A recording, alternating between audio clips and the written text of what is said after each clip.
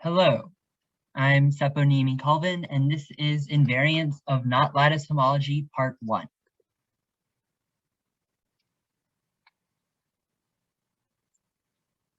The main result we will be working towards in these two videos is that not lattice homology is an invariant for the not so much defined, which are generalized algebraic knots. However, before we unpack not lattice and its invariance, we will first cover the basics of lattice homology, which is the three-manifold invariant on which not lattice is built. It's in the name. And that is going to be the focus of this video. So that when we get to talking about not lattice and its invariance, we will have a solid foundation in its foundation. So the outline for this talk is going to be first starting off with a big idea overview of lattice homology, delving into the scope of lattice homology when it is actually defined, the context for lattice homology that's going to be important for both for its creation and definition, and before actually defining it and giving some examples. The motto you should have in your mind when thinking about lattice homology is that for certain algebraically defined three-manifolds, we attempt to compute Haggard-Floer by measuring the failure of the integer lattice to approximate a family of ellipsoids. This flowchart helps arrange those ideas, and I'm going to go through the flowchart and highlight it based on how those ideas fit into our outline. In particular, the family of ellipsoids, we get, well, it's a family varying by scale, and we get that from a negative definite intersection form. So at this point, we already can tell that there's going to be a four-manifold in the background, which our three manifolds will be the boundary of, and restrictions on this four-manifold will put restrictions on which three manifolds we will consider. And inside this four-manifold is going to be a preferred basis of surfaces built into this scope. Now, when we go to talk about context, that our choice of integer lattice is coming from these surfaces acting on spin C structures, which is important because of relations that come from Haggard-Floer homology. Finally, when those relations merge all these together, we will want to actually make it the homology of a chain complex, which will require filling it in some more. Let's start with the scope. We are going to build up our four manifolds of interest from smaller pieces, those pieces being surface bundles over disk bundles over surfaces, and we will put them together using the plumbing operation. Here is my artistic representation of a disk bundle over a sphere.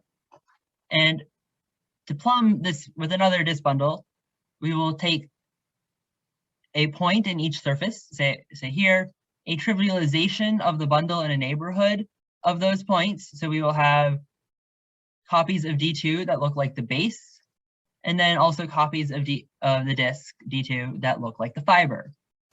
We will then glue these neighborhoods together so that the base of one becomes the fiber of the other. This dimensionally reduced picture shows the idea of what should be happening. In particular, these lines are like the base here, but they're like the fiber here.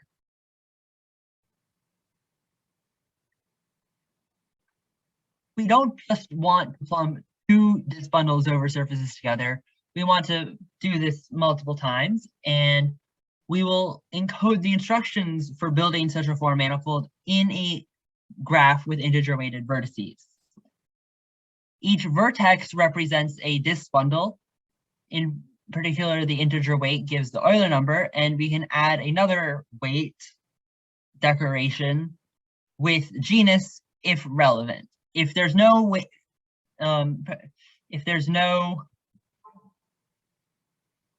genus extra information coded, we'll assume that the genus is 0. The edges here represent doing the plumbing operation between those corresponding disk bundles on the ends. Here, these surfaces provide a basis for second homology, and in that basis, the intersection form can be read off of the graph. So along the diagonal, we get those integer weights because they represent the Euler number, which represents self-intersection. Meanwhile, the presence or absence of edges fills in the rest with zeros or ones. Ones being, if we plumb them together, they must intersect. We haven't plumbed them together, they have no reason to intersect. One thing that makes plumbings nice is that they are particularly close geometric realizations to their intersection form. What I mean by that is that we have exactly the amount of four-manifold material we need to achieve the intersection form and not much else. We don't just care about plumbings in general, we care about negative definite plumbings. And these can be viewed as resolutions of normal complex surface singularities. Here, normal means that our singularities are isolated and are of codimension 2. It also means that we can't just separate the singularity by looking at rational functions defined away from it. It's built into the rest of the surface. And a resolution, as over here, is a map from a larger space down to our singular surface so that away from the singularity, they look the same. And also, our larger space is non-singular, which means that we've probably added some more material so that it's not as pinched in. We don't just care about 4 manifolds, we care about 3 manifolds. So to get a 3 manifold from the setup, a normal complex surface, and a singular point, we look at its link, the link of the singular point. This can be seen in 2 ways.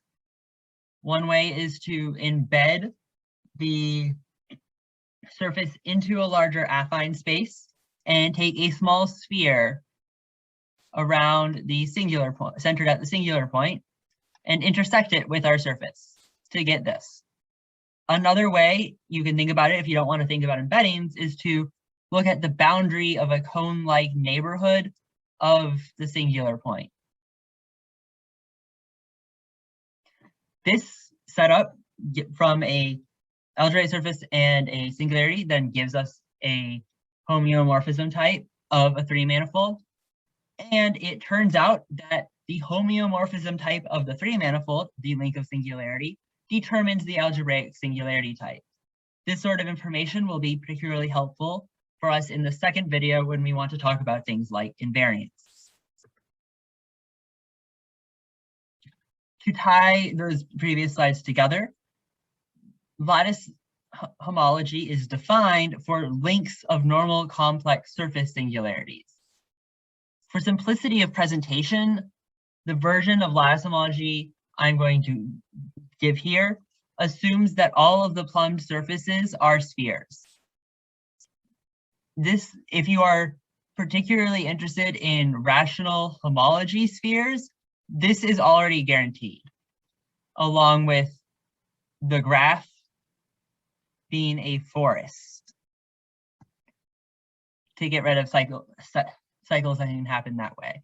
So while this is indeed a restriction, it is a natural one to make. The invariance results I've shown will hold in the presence of surfaces with more genus, but the definition of lattice homology is slightly more complicated in those cases, and the main ideas will go along here. Free-scorn spheres are a key class of examples to keep in mind. These are in particular integer homology spheres, and they are defined using 3 coprime positive integers, which are then used to define the normal complex surface, here with a singularity at 0. And then we take the link.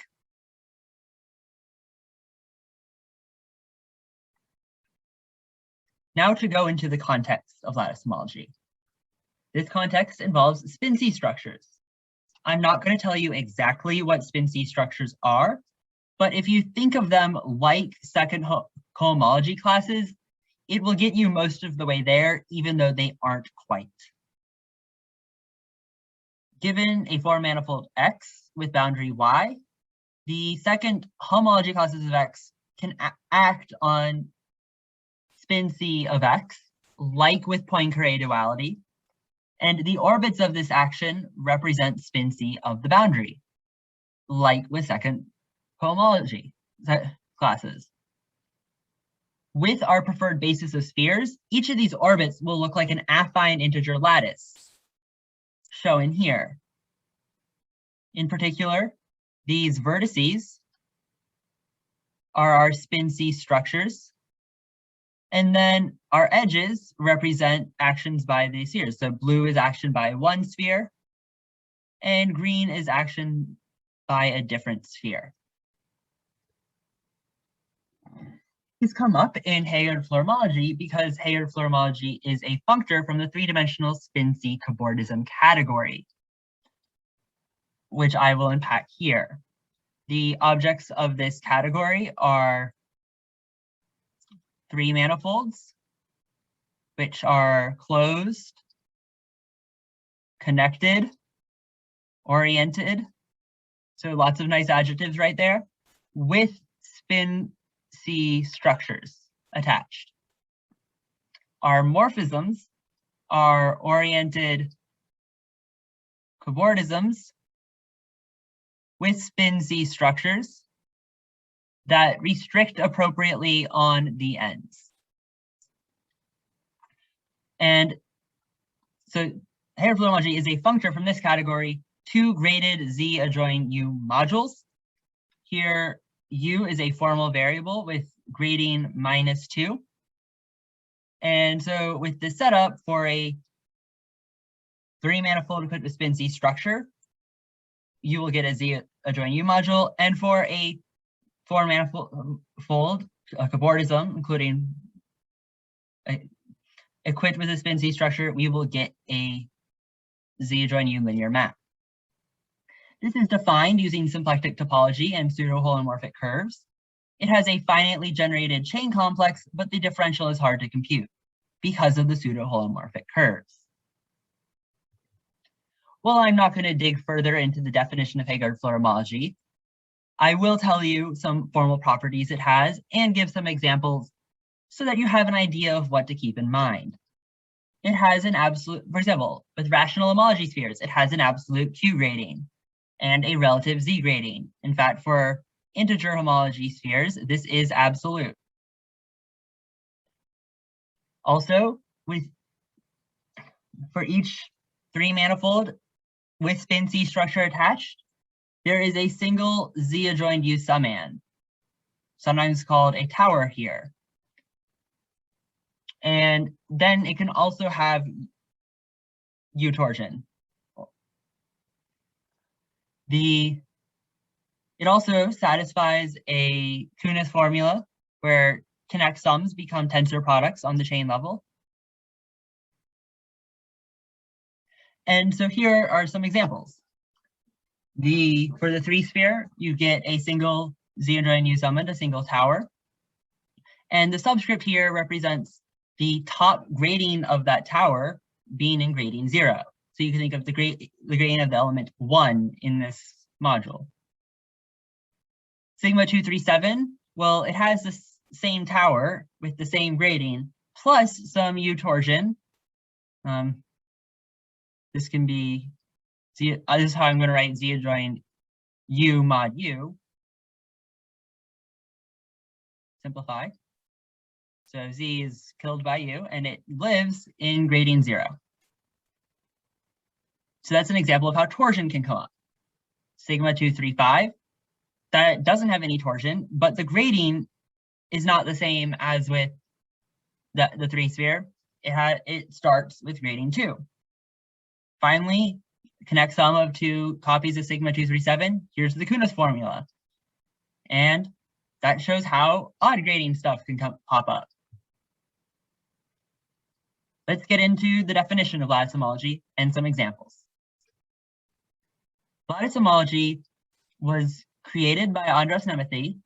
It builds off of that picture for spin C structures I had before as an integer lattice, where the spin C structures are vertices and the relations with the spheres are edges.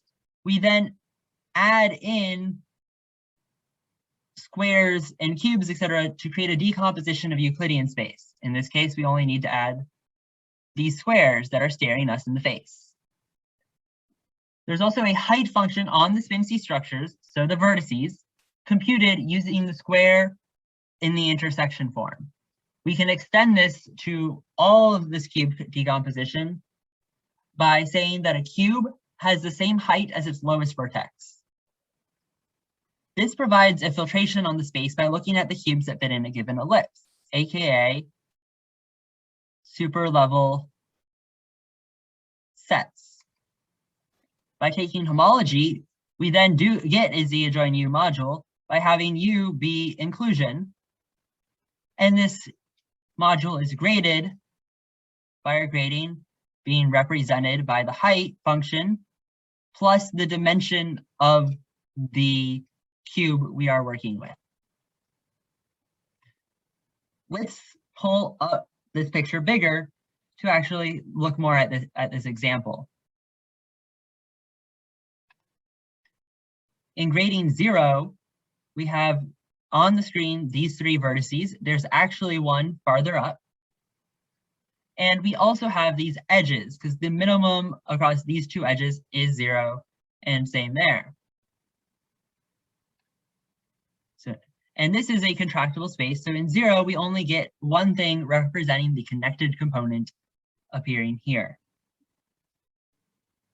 Now, if we wanted to then look in grading -2, what happens?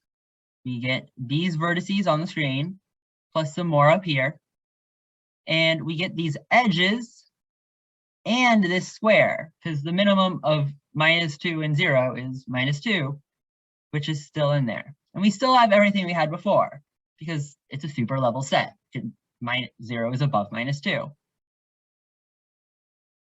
And this will also be contractible. So we get just another thing here. This pattern of each ellipse only having a contractible thing will actually continue, because this is a sneaky description of S3. And thus we get Z adjoin U top grading in 0. You can't get anything with U torsion in just 2 dimensions here. They all will be what we call L spaces, which is no U torsion. However, you can in 2 dimensions start seeing what might happen. So if this ellipse was a little skinnier and missed that vertex but hit that one, so that this was now a -2, we would have in grading 0 those 2 vertices being picked up. Except that's no longer contractible. So we have in grading 0 2 things, and that's in grading 0. Now in grading -2, we will pick up everything we did before, including that vertex we pushed out of the ellipse. And those 2 connected components will merge together.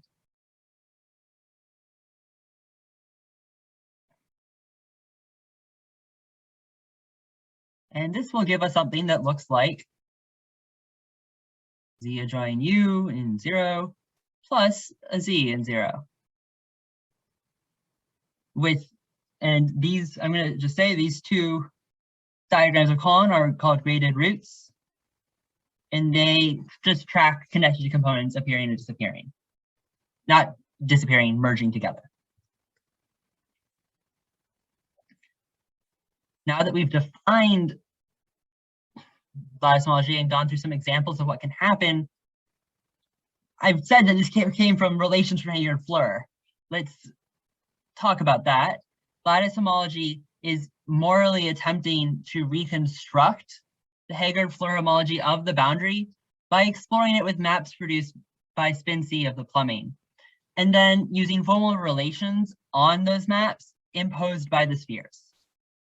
It satisfies many of the same formal properties as Hager and Fleur. For example, for actually always, including rational homology spheres, it has a absolute Q grading and a relative Z grading that is absolute for integral homology spheres. You will have a single Z adjoin U in each spin C structure, because with potential for U torsion as shown, because if your ellipse gets big enough, it will be well approximated by the integer lattice inside it. Finally, it will satisfy a Nunez formula for connect sums. And it satisfies some other formal properties that Hager and Fleur satisfies, such as involutive versions for die and a surgery triangle from Josh Green that may be of interest. So the main idea here is that it acts a lot like Hager and Fleur homology. Furthermore, there are relations between it and Hager and Fleur, comparisons one can make, in that there is a spectral sequence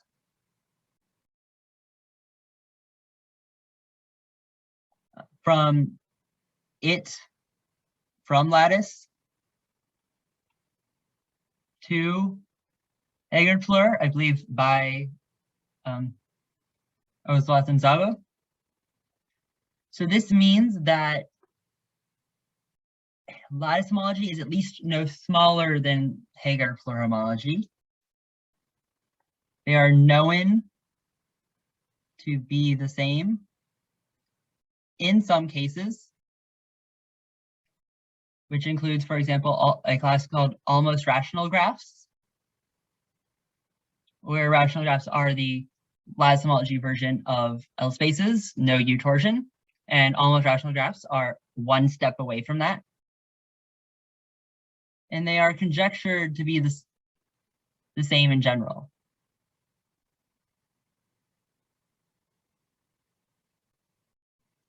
Finally, algorithms for computing Hager and Fleur homology for Brieskorn spheres came out of lattice homology calculations, with those algorithms only relying on P, Q, and R and their numerics.